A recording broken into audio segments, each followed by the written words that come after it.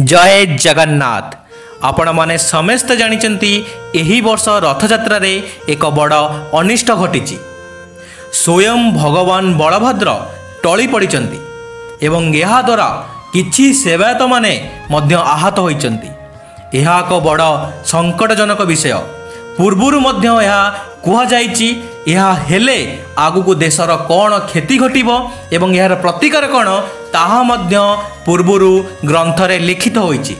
आसंतु आज जानिबा यार प्रतिकार कौन अछि एवं आगुकु आमर देशर कौन अनिष्ट घटिया पई जाइछि। एक ग्रंथरे पूर्वरु लेखा जाइछि एक श्लोक आपण टिके ध्यान देई शुणंतु। मूर बैरिण्य एतस्य जगदीशस्य भूपतेहि भद्राश्च बलस्यापि प्रमदात् पतनं जदि महाभयं नृपस्यापि राजस्यापि भवेन्द्रु बम दुर्भिक्षं मरणं चव्यजायते च पुनः पुनः।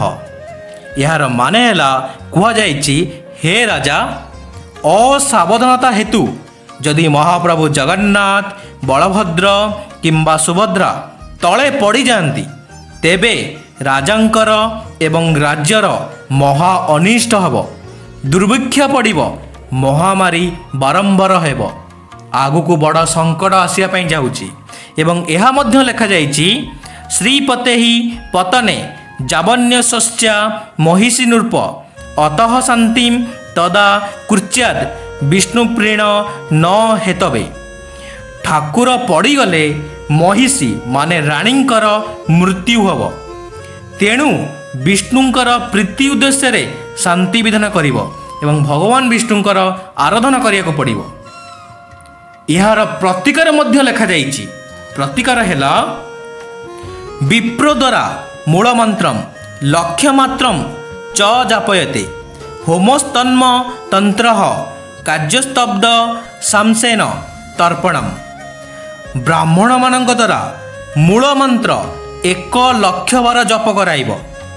सेतिकी संख्यक अर्थात 1 लक्ष गोव्य घृतरे माने गाई घिओरे 1 लक्ष गाई घिओरे आहुति देई होम करिब एवं ताहार 1/10 माने 1 लक्षर 1/10 अर्थात 10,000 थर तर्पण कराइब माने 10,000 थर भगवान को गाधेई मध्य देव। यदि आम यही सब प्रतिकार करवा ताले आम देश उपर आसुवा बड़ विपद टलीज।